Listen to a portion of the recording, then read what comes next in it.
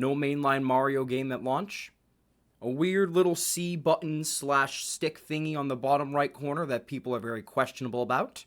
And Pokemon XD Gale of Darkness.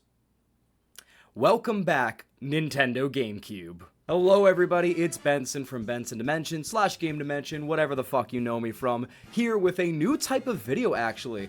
Since I'm slowly becoming the top 10 and reaction person, I figured I'd do like a little off-the-cuff, no-script type of video talking about my thoughts of the Nintendo Direct, especially even though it's like a week late. It's been like a week, I think, since the Direct officially came out, and it doesn't matter because a lot of the points are still very valid, especially with some stuff around the world that impact the Switch 2, so no matter what, we are going to get to the juicy stuff and my thoughts on it. So, first of all, if you haven't watched my reaction to the Nintendo Direct, please feel free to watch that first. It is basically an off-the-cuff, emotion-based type of thing, but now that things have cooled down, now that things have kind of simmered, it's officially time to talk about the Nintendo Switch 2, the long-awaited console that everybody has been looking forward to. I have a couple lists pulled up of recaps in case I need to remember something, but let's just jump right into it and talk about what was announced, what I'm excited for, and my thoughts on some of the major points. So why don't we just jump right into the meat of the Direct itself, the biggest thing that everyone was looking forward to, the actual Switch 2 itself. And I gotta say, for what it's worth, and we'll get into some of the other talking points later that connect back to this, for what it's worth, I'm actually pretty impressed with what I saw with the Switch 2. We all know at this point the Switch 1 is not really that powerful, even though it's a very exciting console and has some great ideas. I still hold firm that a lot of games that are on the first Switch could be a lot better if they just, kept up with the technology. And Nintendo is known for this. I mean, one of my favorite consoles is the GameCube, and back then it wasn't always seen as like one of the greatest in regards to graphics especially. Innovative design, interesting games, great stuff going on, just not the best graphically and memory-wise to keep up with the other competitors like Xbox and PlayStation 2. The Switch 2, even though it's still a little bit behind all things considered, is actually doing pretty well. A 7.9-inch screen, that is great. It is actually looks really great. I can't even imagine how it'll look in my hands, but a bigger screen, thank Christ. The Joy-Cons look great, the design is pretty sleek, and the biggest thing that really had me like, what the fuck, are we sure about this? Is like the 1080p that you're gonna get in handheld mode. I am very intrigued to see how that goes. Now, obviously, the footage we saw in the Direct, it's not like you would see in handheld mode. Until we actually see it in person, we do not know how it's gonna go. I'm a big firm believer of the idea that even though something supports, this type of resolution, this type of play style, this and that, blah, blah, blah, I am a firm believer that just because it supports it or tries to work with it does not mean it works out the best. I mean, look at this first Switch, for example. A lot of games that are supported with some of the graphical styles don't run the best and just aren't optimized. Looking at you, Scarlet and Violet, and also Breath of the Wild and Tears of the Kingdom, all things considered. They run pretty well, but they would run better on better hardware. Even though it supports 1080p, I am definitely excited for that, but I am also going to hold everything back until I see it in person. I'm sure it'll be fine. This is just the skeptic in me, but I am very impressed that we're getting to the point where Nintendo's like, we should actually take our hardware very seriously. And not only that, but in docked mode, and I was actually blown away by this, I didn't think they'd actually do this, 4K support with 120 FPS. I, for whatever it's worth, did not expect Nintendo to be like, hey, we're actually going to be supporting 4K 120 FPS. The 4K, it's like, I could maybe see coming, all things considered, but 120 FPS, that's pretty impressive. And it's the same thing with the 1080p on handheld. I'm sure it'll be fine. Maybe it's the skeptic in me, but I'm gonna wait and see how it is in my hands on my TV before I say anything. Because yes, it comes down to games optimizing this as well, but it also would make life easier if the hardware does the same. But for what it's worth, pretty impressive, A lot of people, you can tell they heard the complaints about, the graphics of this and that, and while they're still kind of like half a generation or so behind, it does look good. from what they've shown of gameplay for games that we'll get into in a little bit, it does look good. It does look like a lot of the games are optimized and are running perfectly. Would I say it's an upgrade compared to its competitors like the Steam Deck? No, I absolutely wouldn't, but this is also coming from like a diehard Steam Deck person. And this is like, again, I would never thought that I loved the Steam Deck. The Steam Deck, in my opinion, is one of the best handhelds in the game, right up there with my favorites like the DS and the Game Boy Advance. Probably even better, let's be considered. It is literally a handheld computer that just keeps getting better and better, especially with things like the OLED. Like, you can't go wrong with a Steam Deck. But for what it's worth on its own, without comparing it to its competitors, it's a decent step up. It is a really impressive step up, and feels like Nintendo is taking this massive leap instead of just going, no, we'll do like half a step with this innovation and let the games fall into place. Because they do know their fan base. I'd like to think, for all the bullshit they do every once in a while, they do know their fan base, and they do know the games are the sellers at the end of the day when it comes to this console. But you do need a powerful console to back that up as well. A lot of third-party games just don't run well on the first Switch. I feel like I can like put the games up and down my arm, right across my chest, down my other arm, on the other part of my arm, all the way down to my toes, with how many games do not run well on Switch, either because they're not optimized, or the Switch just cannot handle them. There are many times I've played 2D games even, and it feels like my Switch is going to combust. So, even with the OLED in mind, you know, but I do like where they're going with this. And that leads me into my next big point, the Joy-Cons and what they're going to be used for, essentially. I really am a big person that believes the Joy-Con is a decent design. It's just, unfortunately, they are like so small, especially for me. Like, these hands should not have to struggle with holding a Joy-Con. It makes platformers and precise games, and even like, you know, fucking Mario Party with some mini games, it makes it hard to do like fine-tuning things when you're struggling with a little controller, let alone with Joy-Con drift. But at the end of the day, I think the Joy-Con is a decent controller that is held back so much by its initial design.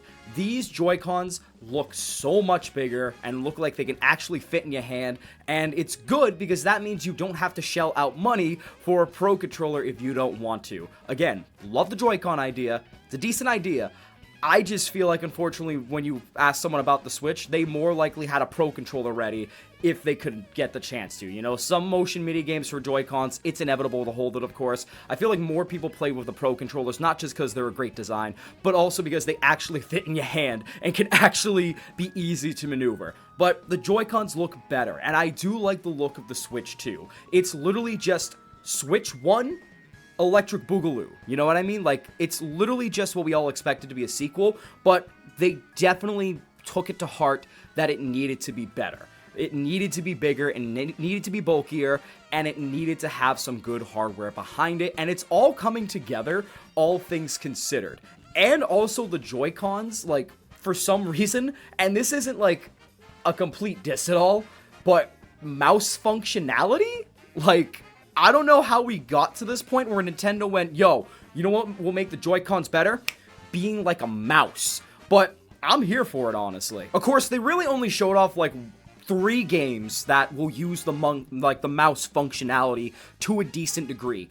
One basically being like centered around it, and it's like a basketball. I forget the name off the top of my head, I'll have to get it, but like, it's basically a basketball game with a wheelchair that looks pretty sick. Mario Party Jamboree getting an upgrade with some other effects as well that we'll get into, because oh my god, I need to talk about this, and I know we're all pretty much on the same page for it. And also, Metroid Prime 4? Like, I don't know, I feel like the mouse, and this might just be speculation, I feel like the mouse was generated specifically for Metroid Prime 4.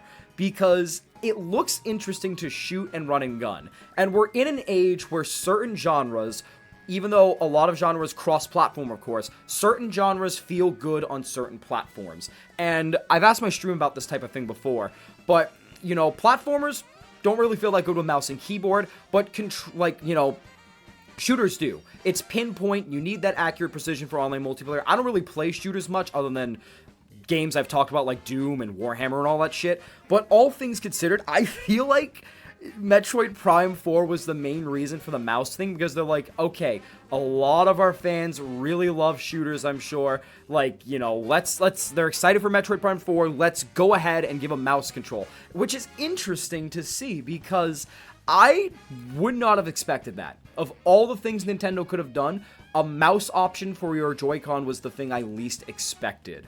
So, kudos to them for being imaginative, I guess. And I'm sure a lot of people will get the mouse function completely with, like, Mario Party minigames, but that's even if you get those minigames. They're typically randomized, all things considered, or the shooter game.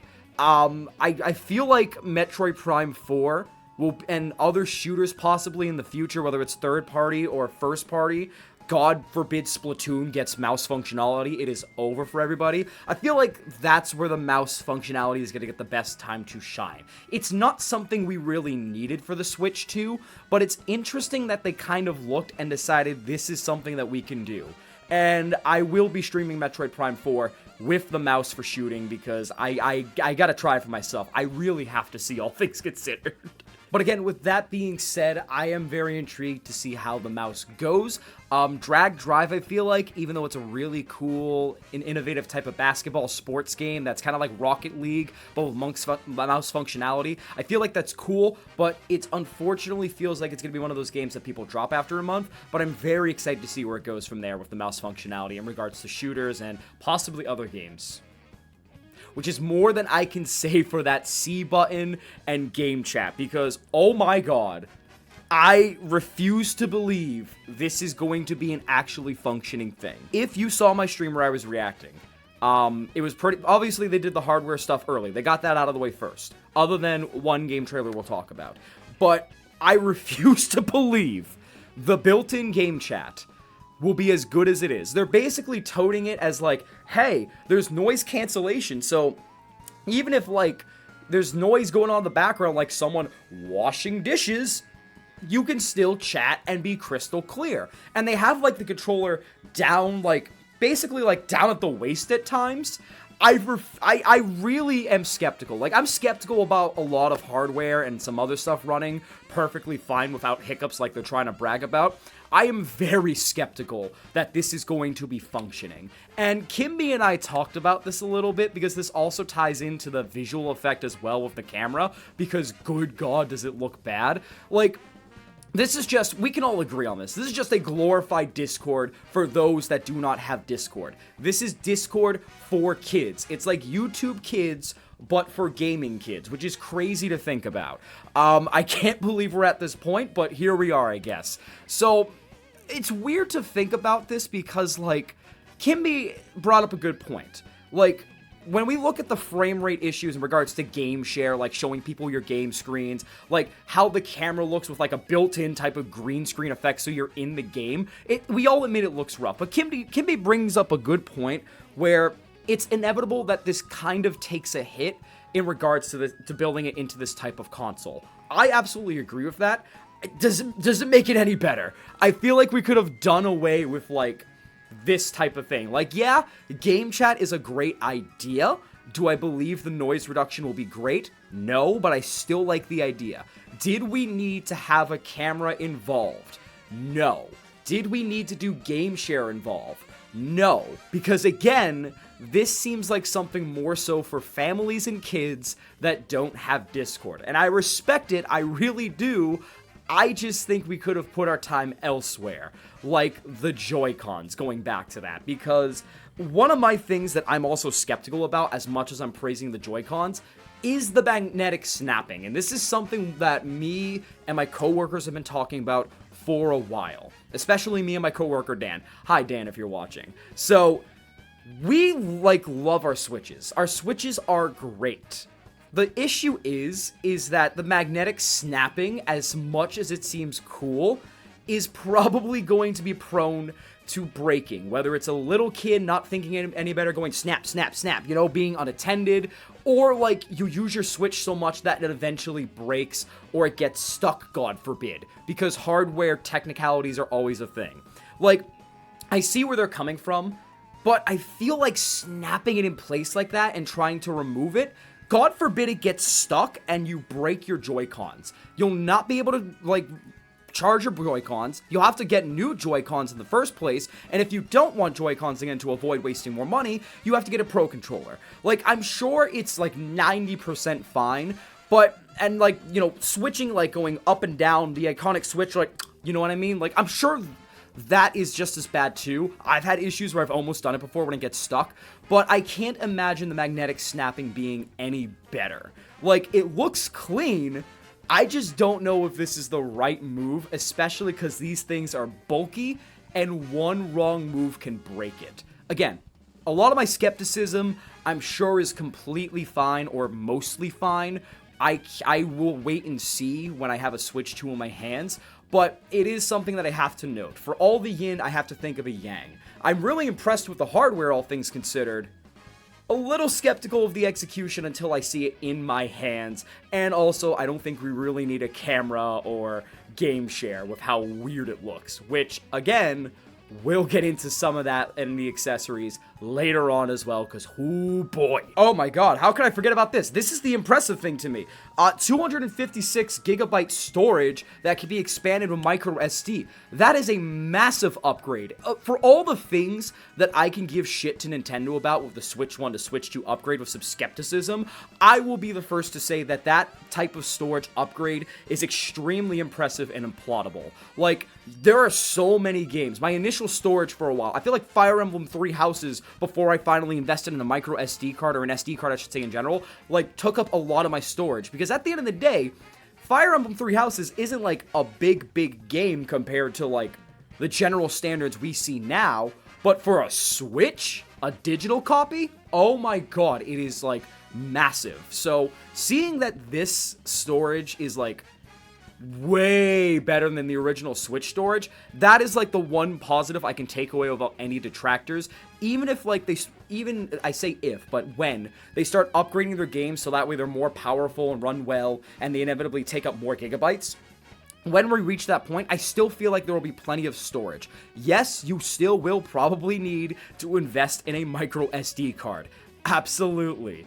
But it's good to say that you can wait at least a little while longer to upgrade to a micro SD card. I just think it's great. I really do think it's impressive, and that's like the one main thing I can take away from Nintendo without being like, we'll see how it goes. That is the most impressive thing, and I do feel like credit is where credit is due for this type of hardware. So with all this in mind, of course, when does the Switch release? There were a lot of leaks, a lot of rumors that it was going to be July, and that there was this three-pronged plan for the rest of the year, or about a year, I think, involving what Nintendo wanted to do. And part of it was like, oh, we're going to release a lot of first-party games at the first. Well, it probably all is true at the end of the day, because one of the biggest leaks and rumors, it releasing in June, has come true. It comes out in June, which that is pretty close, all things considered. I figured it would be like a fall or a Black Friday type of release, especially with the hype around it, but I mean, hey, having it in time for like all these big showcases like Summer Game Fest and the inevitable Summer Nintendo Direct, having the Switch 2 in your hands so that way you can get more hyped for games coming up, I think that's still a smart move at the end of the day. It's just great to see a console coming eventually, and so soon. What's the price, you may ask? Hate to repeat myself, but we'll get there. But of course, no console is great without games. So what does the game library look like? Especially with Nintendo kind of basically like there was a lot of rumors they want to start with phase 1 with first party. I mean, it looks pretty decent. I mean, in all things considered. Okay, I like to think the last few directs I've watched have been decent to good, because while it may not be an all-around direct for everybody, it's good to see certain games and certain genres get to shine.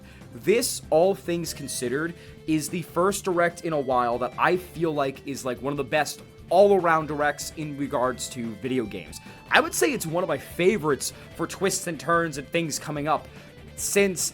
When was it that came out? Future Me, put like the time around here. It was a summer direct during like the dying days of E3, I'm pretty sure. And it was like where King K. Rool got announced for Smash. They announced like Trials of Mana and the Collection of Mana. There was a lot of great stuff that direct, I remember. And it felt like a golden age for the Switch. And Kim and I were hopping around the room being like, oh my god, this is happening.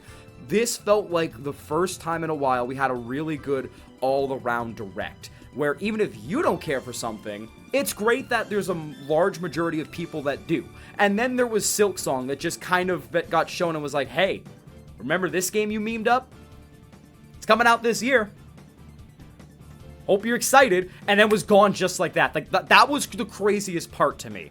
So let's talk about the first-party games first. And, of course, you need a launch title for your console if you're smart. So what is the launch title? That would be the new Mario Kart game, Mario Kart World. And I made the joke, but I feel like it's true.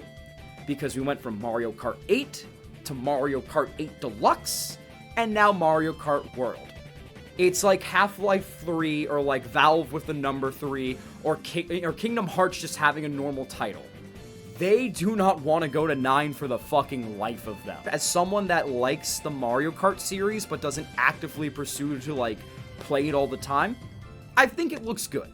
It looks decent. It's a Mario Kart game. You're gonna get enjoyment. It's one of the best-selling Mario sub-series of all time for a reason. And I really feel like, even though I'm not the biggest Mario Kart fan, Mario Kart 8 has, like, fine-tuned some of the greater details and the smallest little details to make it the definitive kart racer. Rest in peace, Crash Tag Team Racing.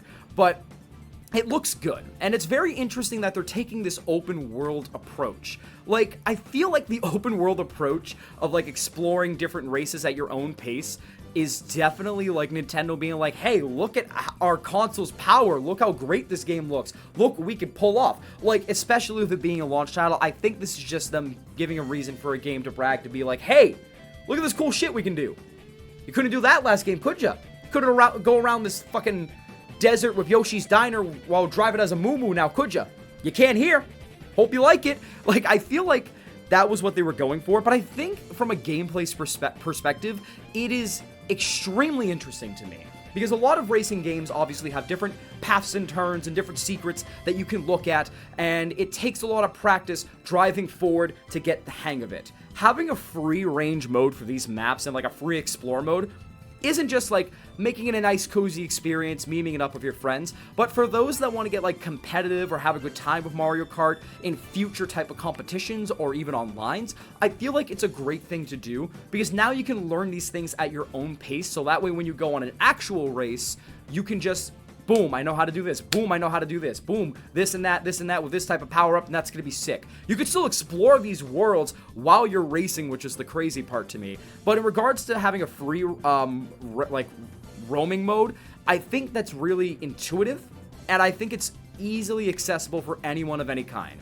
Like, veteran Mario Kart players, immediately when they go into free range mode, are going to be like, okay, let's look around, let's find these shortcuts, let's see what we can do with this and that. I want to be sure that I can win this race as best as I can. It's at like world record speeds, you know what I mean? But for a new person, this is like, oh, you know, it doesn't have to be like high intense speed. I can go at my own pace. I can learn the ins and outs. I can hang out with Donkey Kong while doing in 30 FPS in my game chat mode. That's crazy. I think it's, I know it's a move that is probably Nintendo trying to show off their console, but at the end of the day, you can't knock them for making it kind of intuitive in regards to the racing genre. And all things considered, I probably won't play it at launch. I do like the fact that Mario Kart looks to continue being better and continues to keep upping the game. So kudos where it's due. In regards to other games, surprisingly, if Nintendo really wanted to do like a first party focus for the first few months and then focus a lot more on the third parties, I don't know if like this is the way to do it. There was definitely a lot of third-party announcements. You know, From Software. Shout out to From Software, by the way. Like, fucking Elden Ring running on your Switch 2. The new fucking Duskbloods, I believe it's called. Like, jetpacking guy in an open world. I get to rage and break my Joy-Cons in this From Software game in 1080p, in handheld mode, and 4K with 120 FPS in, like, docked mode. That's crazy to me. And again, it goes back to my skepticism where I feel like, yeah, it probably, like, will not be as smooth and perfect all the time, but it's impressive that they're getting it to run like they do now. I'm still really happy with what I am seeing. And again, Silksong, getting that reconfirmation is great. Kinitsugami, that's great to see on here as well. Getting to see things like Reanimal. Oh my god, Reanimal looks so amazing. If you have not looked into it yet, you should. You so should. I could care less about FIFA or Madden, but they showed up. So kudos to the 2 fans on Switch that enjoy those games. It just felt like there was a lot of great things that show that 2025 is going to be a hype year. But going back to the Nintendo plan of first-party focus, I don't know if this is the approach to do it. We'll go into the big final 2 announcements in a second because, oh my god, that's going to be cool. But I feel like their focus on first-party games is an interesting one, but not one I feel like we should have taken this early on as a main approach with Mario Kart and 1 game a month later. So basically, if you don't know, certain games are going to be rolled out over time, and a bunch of them at launch, I believe, are going to be rolled out with a Switch 2 upgrade. So basically, if you already own the game, you just pay a small fee. I think it was like $15-20 if I remember correctly, looking at it a second ago.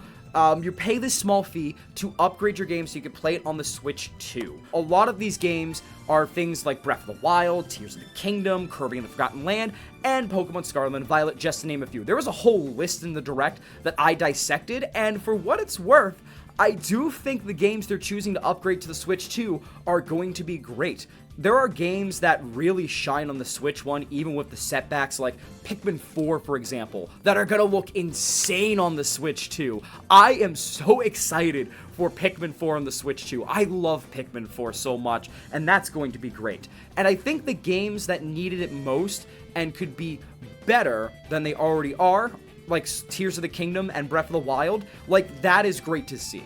Like, seeing gameplay of Tears of the Kingdom and Breath of the Wild side by side in comparison to the Switch 1, my god, does it look so much better. There's nothing wrong inherently with the art design of the game. There's nothing inherently wrong with, like, the world itself. There are just those areas we all know that just could run better if it was on better hardware. It's like when Breath of the Wild came out on the Wii U as well, and it was slogging for so many people. Like, this is that case where now you get this upgrade and it's hopefully gonna run even better. Tears of the Kingdom looks utterly fantastic from the gameplay that they showed us. I cannot wait to see how that looks. And some games actually also come with a bit of a story upgrade, like Kirby and the Forgotten Land. Kirby the Forgotten Land is one of my favorite games from that year. It still holds up. I love it with my whole heart. Just endless possibilities of fun. And there's a bit of a story upgrade. I did not expect Kirby to get another piece of story for the Forgotten Land. So, first of all, this confirms that we're probably not getting another mainline Kirby game for a while, rest in peace. But the fact that they're building on Forgotten Land to be even better, that is so cool to me. Even if it's just like story and world upgrades with these crystal meteors coming down, I think that's still fucking cool. And it looks like it's a great looker on the Switch as it is, with the occasional like enemy in the far distance kind of waddling in like 2 FPS, like, whoop, here I come, you know, here I come. But a lot of games did that, like Legends Arceus and Scarlet Violet. You know, it's inherently what happens with this hardware. But it looks so much better, and it's just good to see that Nintendo is making sure this type of backwards compatibility is accessible. Also, this applies for Metroid Prime 4 as well, which is coming with, like, a performance mode, which is interesting to me. So, of all the games to give, I don't know if this is going to be every game. I don't think they said it's going to be every game, but Metroid Prime 4 getting this split difference in modes, like a lot of games on like PlayStation 5, for example, like, what the fuck? They're really banking on Metroid Prime 4 this year. I can feel it in my gut. It's one of the last hurrahs for the first Switch, and it's going to be a big shower of everything for the Switch 2. And let me tell you, it looks utterly fantastic. The new psychic abilities that you can get look insane, and I know this is from the Direct a week before the Switch 2 Direct, but Metroid Prime 4 just looks so good. I cannot wait for it to come, and I'm hoping it's going to be like, I'm anticipating it's going to be like a Black Friday type of game. You know, you can get on sale, or you can get sale. Who am I kidding? Nintendo games. Funny. But you can just go and be like, yo, new game. Let's go, and use your coupons and get it as a Christmas gift. I think it's going to be that type of game. We'll see when it's inevitably at the Summer Direct, but we will see. Another game that I am excited for that looks even better is Pokemon Legends ZA. Oh my god. Like, I remember when they started showing gameplay, and the game does look better in the slightest of ways when they showed it on the Switch 1 in comparison to Scarlet Violet and Legends Arceus. It's the slightest differences if you played those games, but there are differences nonetheless. The Switch 2, showcasing everything about Legends ZA, just looks miles better. Everybody looks like they're walking naturally without anything holding them back or lagging them. It just looks like what we've been waiting for a mainline Pokemon game on these consoles for the longest time.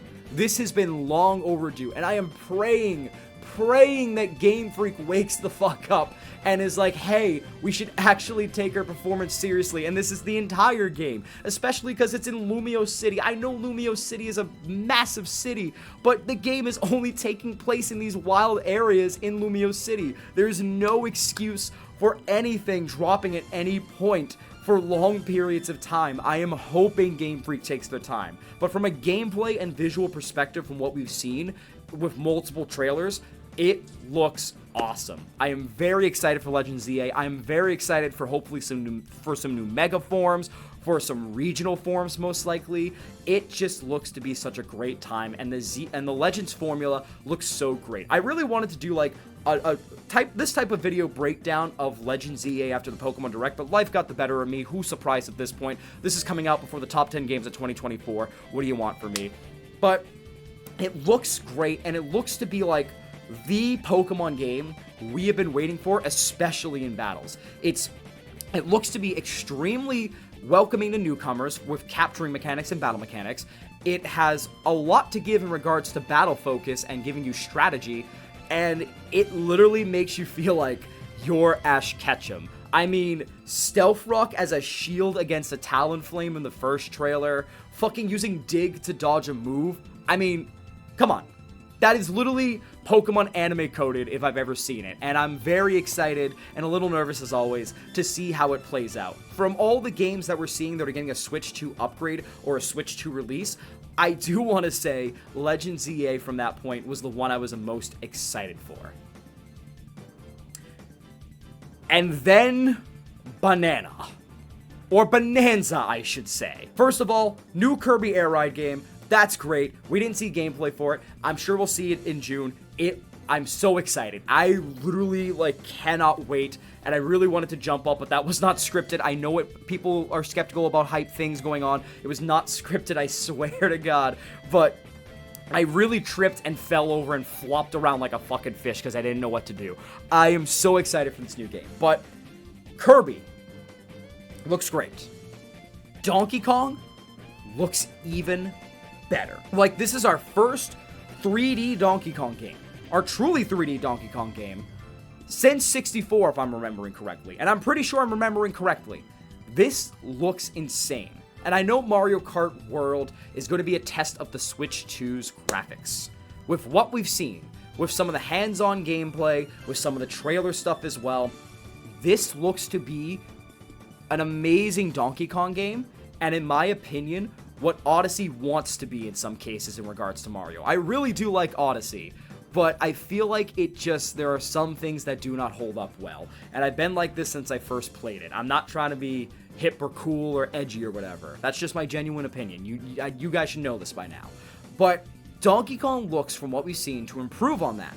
And the biggest thing that really makes me think about this and why it's going to be the big tester for the Switch 2, they pretty much confirmed most of the environments in Bonanza are destructible. That gives a leeway to some imaginative, collectible, finding secrets. Secrets in general, combat stuff, including with bosses. I'm very intrigued to see how this works with the bosses, and all things considered. I really hope they don't pussy out and be like, oh, the environment's destructible, but you can't dig, you can't just cheese the boss. I really hope they go, yo, you can dig underground and be like, whoa, bam, with this boss. Or, oh, if you try to dig or destroy this environment, this boss will counter it. I really, really hope they take advantage with the bosses. But with what this game has shown us so far, it looks fantastic.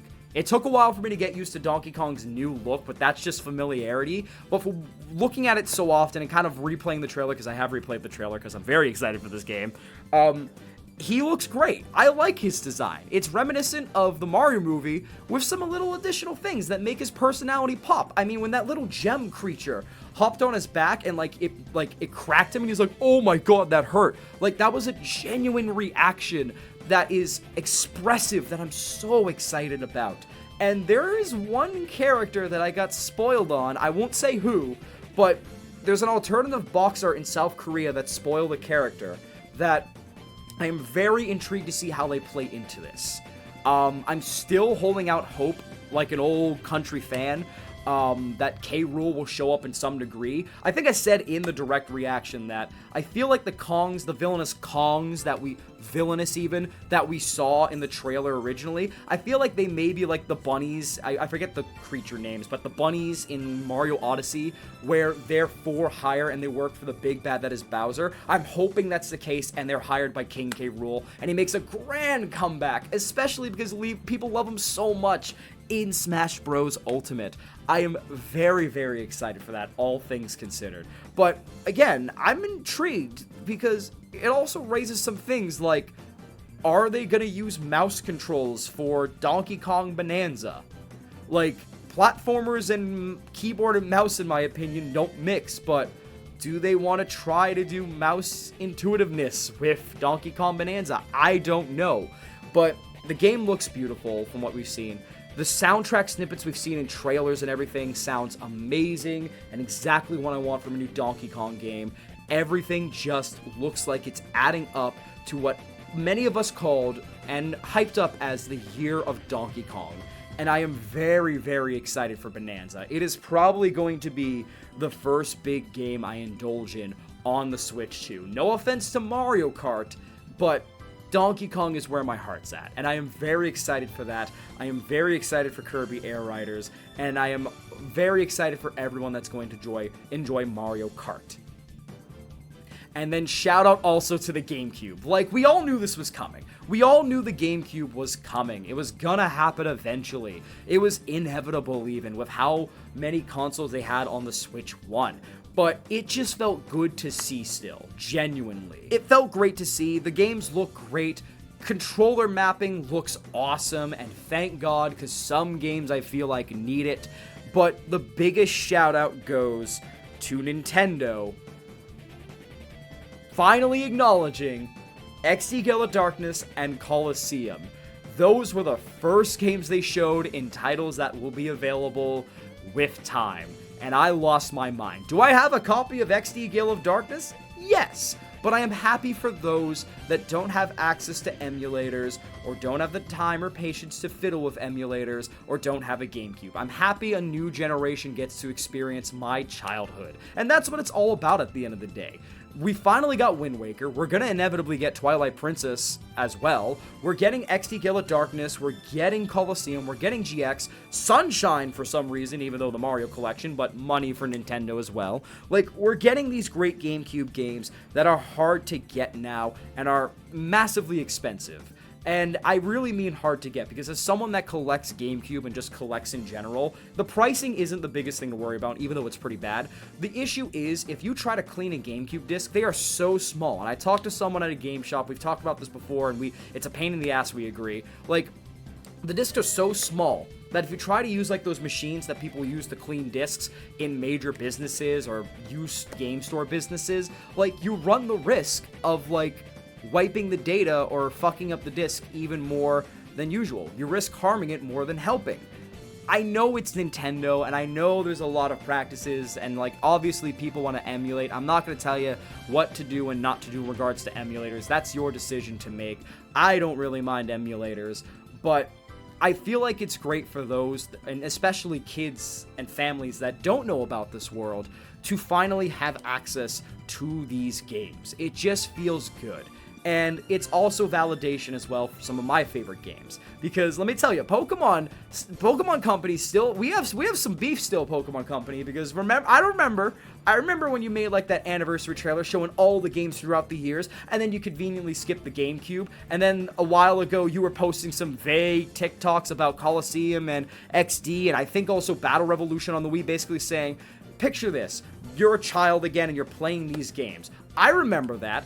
I remember you ignoring these games for a while. Don't worry, I don't forget. But it's cool to see them still. It's just cool. It was an inevitable step forward in regards to making this Switch Online membership worth it on a new console, but it's a welcome step nonetheless. Now, of course, the biggest thing as well, obviously, is the third-party games. I'm sure there are a lot of third-party games that I am missing, but it was all about what Nintendo was bringing for themselves, and I did like the third-party games, all things considered.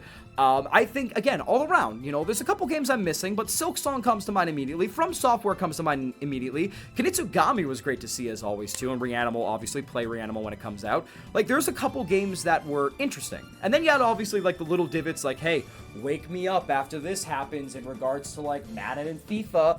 And then, obviously, following Deltarune Chapter 3 and 4 with Borderlands 4 was gonna fail. I think Borderlands 4 will be fine, obviously, but seeing Gabe's face after such a hype announcement, especially for die-hard fans of Deltarune and Undertale, kind of was just like, who cares, Gabe? Fuck off, Like, with all due respect, Gabe, maybe not all due respect because you're a dick, but, there's a lot of great games that are really going to be put to the challenge of the Switch 2. And again, if Nintendo really did want to test out the first party first and then third party later in the year, it's a weird approach to do it with upgrading your Switch 1 games with like 1 or 2 Switch 2 exclusive games a month apart.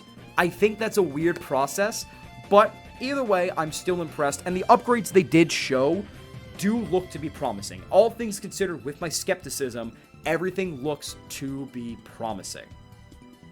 So how much does it cost? I'm glad you asked. Listen, y'all know I was going to talk about this. Y'all know we were inevitably going to talk about this. The pricing, which they didn't bring up in the Direct.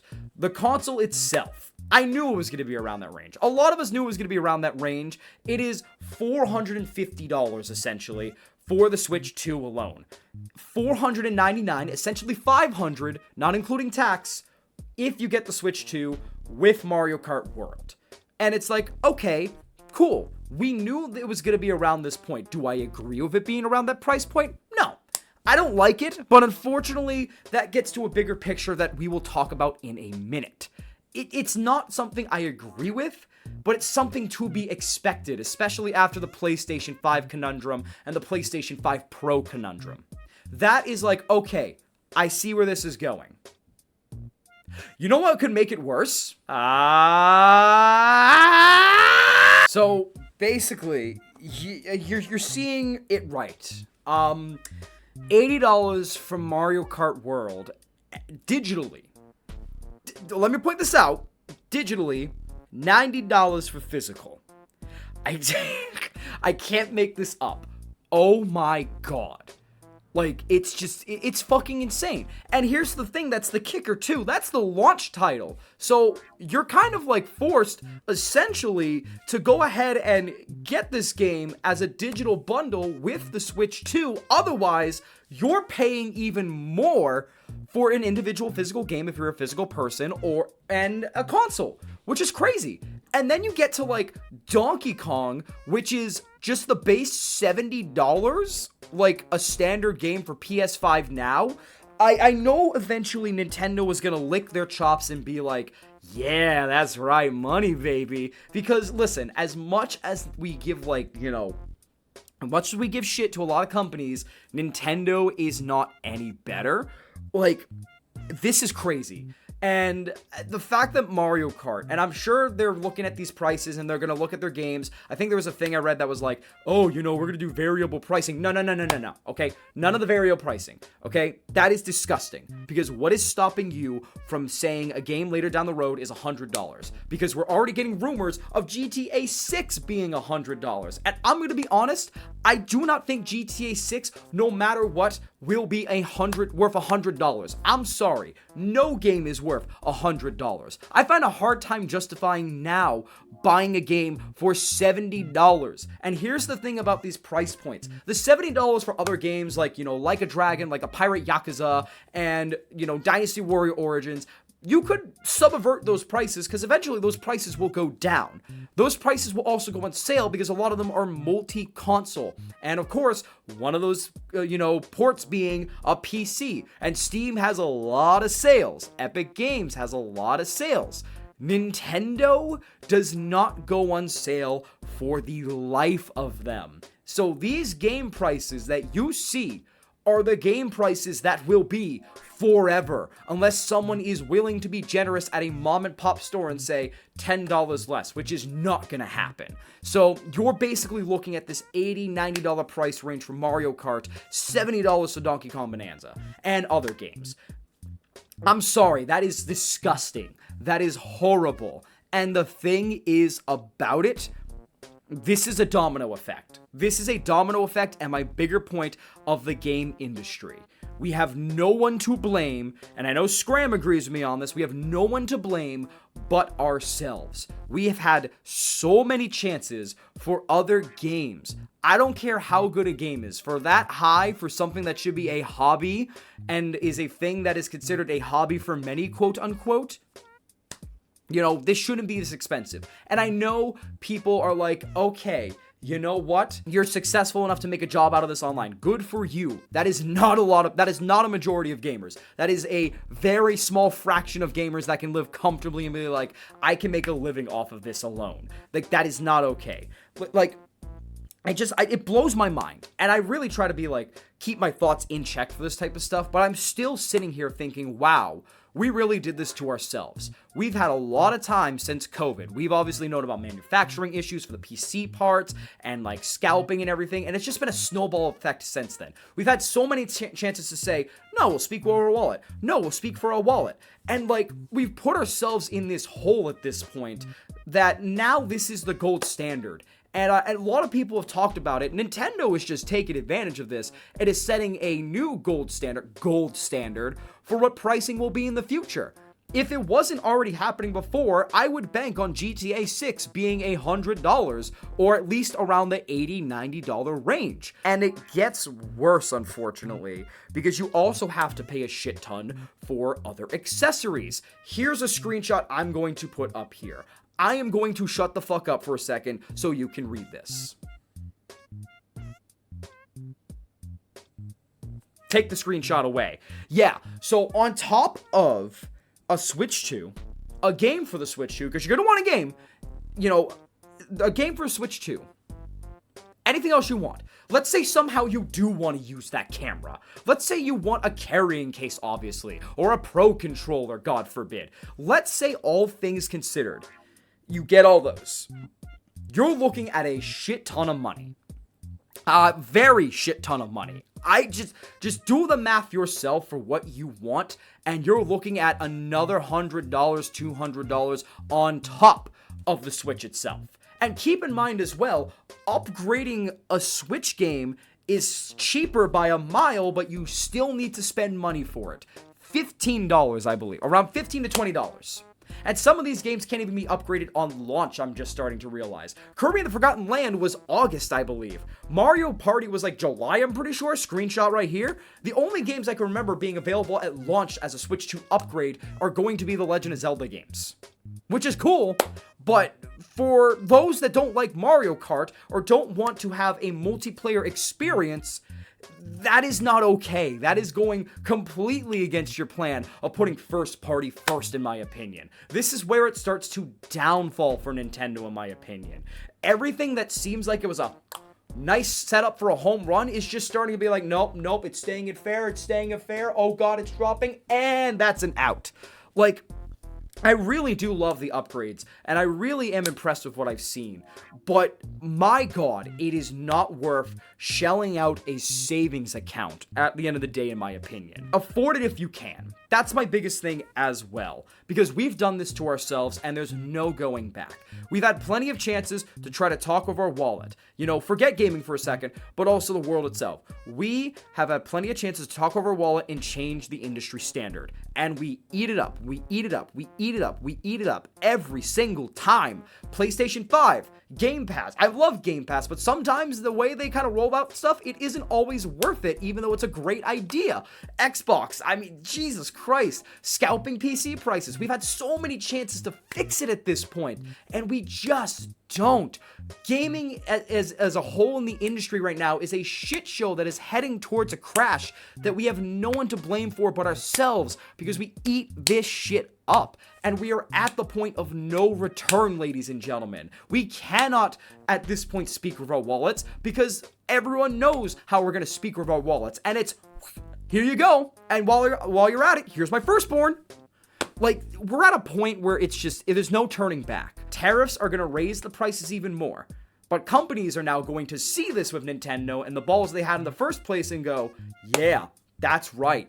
We need to be even higher. And it's just going to snowball and snowball and snowball until either we crash or they just are kind of like, yeah, we're done with gaming, There's only two options here. And we did this to ourselves. So unfortunately, collectively, we reap what we sow. And this is about it. But at the end of the day, when it comes to if the Switch 2 will be worth it, I'm not going to make that judgment for you. First of all, I've already said my skepticisms for the hardware. I'm sure it'll be fine, but I'm still skeptic.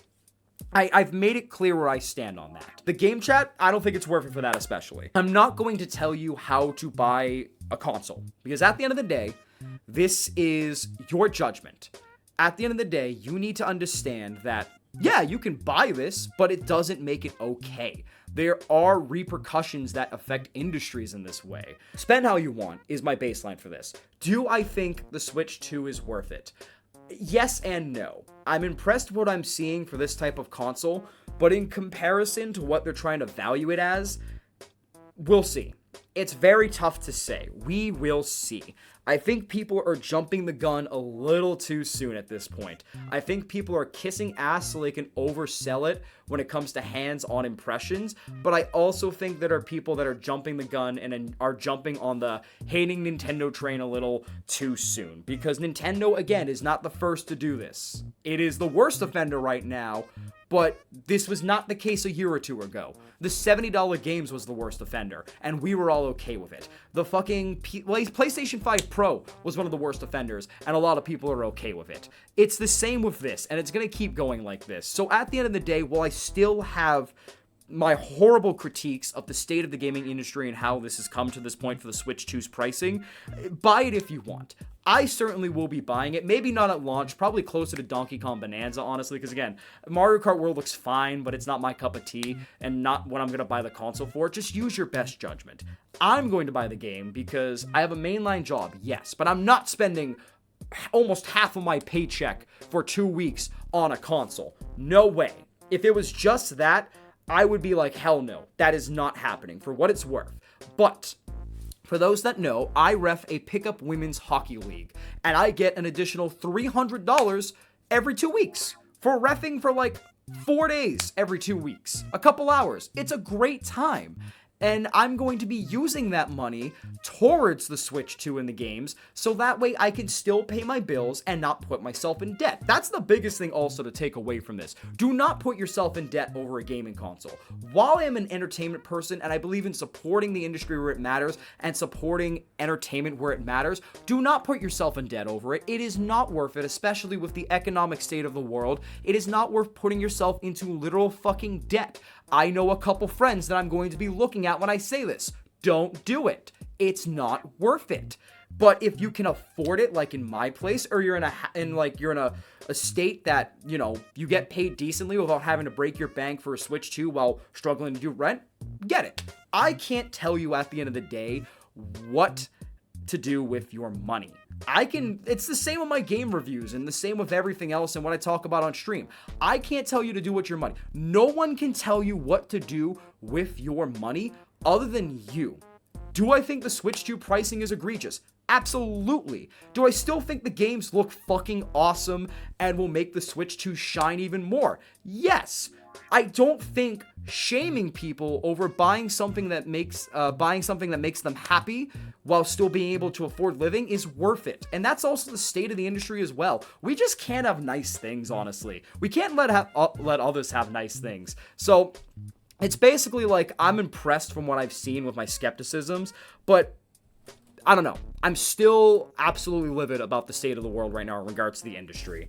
Do not be surprised if after this great year of 2025, and this does look like a great year for gaming in 2025, do not be surprised if we start to see an utter collapse like in the 80s and the 70s for gaming. Listen, I love gaming, but it's gonna happen. Let's be real here. Start marking up your consoles now, because we're gonna need all we can get. And I really do love the entertainment industry, but we're heading towards no turning back, and it's so disappointing to see. And that's not even going into like, and I'm rambling at this point a little bit, but I'm so mad the more I think about it. That's not even including like the cartridges themselves, which apparently like you have the cartridge, but the game isn't really on there, and you get the right to play it. What the fuck is that about? Like, what the hell is that about? This is killing physical media, which is still a driving force in the entertainment world today, especially for gaming. Like, movies, yeah, that's one thing, but physical media is a huge thing for gaming. Forget limited run. I know we all have our gripes with limited run, but this is, like, also for, like, other sites, like I Am 8-Bit and other physical sites that thrive off of this type of business because people want to have the cool art with the cool shit sitting on their shelf and go, oh, hell yeah. It's me. I'm one of those people. Like, that's crazy to me. It's literally like the same thing I argue about with going digital only. It's a terrible step forward for the industry, and without the proper checks and balances, it is going to cause a collapse like we've never seen before. Because, yeah, you have the game technically on your console. What are you going to do about Wi-Fi? What are you going to do with this and that? If this situation happens or that situation happens, there's a lot of things that like even Nintendo didn't factor for when making this move. And with the world going to where it is, I really do not think this is a good idea. I loathe it actually, despite everything. And the physical of Mario Kart World being $90 compared to the cheaper version, which is $80, why wouldn't you go for the cheaper version? And it's like they're shaming you for getting a physical because they want to do away with physical like everyone else, which is, again, a terrible idea at the end of the day for the industry. I just think there's so many factors here that, like, there's a lot of good. And this is just Nintendo in general for the last decade or two. There's a lot of good ideas here. There are some impressive stuff. There's some impressive stuff that I do like to see. But at the end of the day, there are these big steps around them that they're doing that just hold what they're doing back and make me skeptical. And especially now with something like this domino affecting to Nintendo's turn, which will now open the floodgates even more. The future has never looked darker for the industry, on top of layoffs, on top of AI trying to take over, and that type of stuff. But again, at the end of the day, it is still a silly, stupid-ass console. If you want to buy it, who am I to tell you to buy it, you know? Because I'm no better myself. We all want that shiny golden thing because capitalism, as much as we try to fight it, is a motherfucker. And even the greatest of advocates for people buckles at something that they like. Do not let anyone tell you otherwise. Do not let anyone shame you. Just understand, though, you can't go into this thinking, yeah, it's not that bad. No. It's the same thing. I have an issue with people shaming those for buying the console, just like I do for those shaming people for thinking this is bad, because it is bad. Like, I just think both aisles are extremely overdramatic. Like, do not let anyone tell you. As long as you are not putting yourself into a horrible situation and have enough money to fend for yourself at the end of the day, as long as you're not going into debt over it, as long as you're not doing it to spite anybody, who am I to tell you to buy a console or not? I will buy it, like I said, maybe not at launch, but I at least acknowledge the privilege that I have to be able to afford it without breaking my bank. A lot of the world is not like that. I can tell you right now. And it's not gonna matter though, because at the end of the day, we put ourselves in this hole. And all we can say is, oh, banana, and go for that wonderful Switch console that we aren't even sure will work or not. Also, Joy-Con drift. I should probably mention as well, I'm still skeptical about Joy-Con drift. So if this console comes with Joy-Con drift and they never fix that issue, so help me God, there will be a rant about it, that's for sure. I do like what I've seen with the Switch 2. Really impressive stuff. And on its own, I think it is great. Compared to some of its competitors like the Steam Deck, maybe not so much. But for what it's worth with Nintendo and what they're trying to do and focus on, I do like what I'm seeing for the most part, other than some hardware stuff like game chat, and some skeptical things like, the handheld mode running well, the battery I forgot to mention being around the same, and them saying it'll depend on the game that you play, which is kind of bullshit, and, Joy-Con drift, possibly. I do like the games we see. I do like what's running from a third-party perspective and is really showing how much of a beast this console kind of is and how big of an upgrade is in comparison to the Switch one. I like a lot of things. I really do. But the pricing itself and how it's gotten to this point as a snowball effect from everything else, I just cannot shake. But again, take a shot every time I say it. Spend how you want.